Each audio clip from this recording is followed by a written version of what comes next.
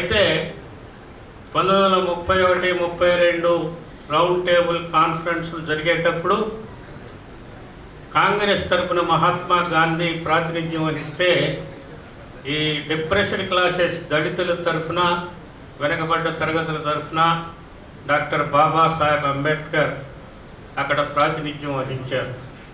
అక్కడ వీళ్ళిద్దరూ వాదులాడుకోవడం జరిగింది. దళితులకి ప్రత్యేకమైనటువంటి నియోజకవర్గాలు ఇవ్వాలి, వాళ్ళకి 2 ఓట్లు ఉండాలి, ప్రతి నియోజకవర్గంలో 2 అభ్యర్థులు పోటీ చేస్తారు, ఒకరు దళితులు ఒకరు దళితేతరులు, 2 ఓట్లు వీళ్ళకుంటాయి, ఇది కావాలి అని చెప్పి అడిగారు. అలాగే సిక్కులకి ముస్లిమ్స్కి కూడా కావాలని చెప్పి ప్రతిపాదన వచ్చింది.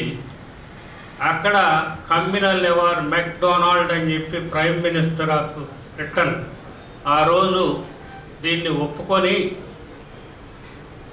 ముస్లిమ్స్కి, సిక్స్కి, దళితులకి ద్విసభ్యం నియోజకవర్గాలు కేటాయించడానికి ఆమోదం తెలిపి చట్టం చేశారు దాని మీద. అప్పుడు మహాత్మా గాంధీ ఎర్రవాడ జైల్లో ఉన్నారు 1931, 32 ప్రాంతంలో.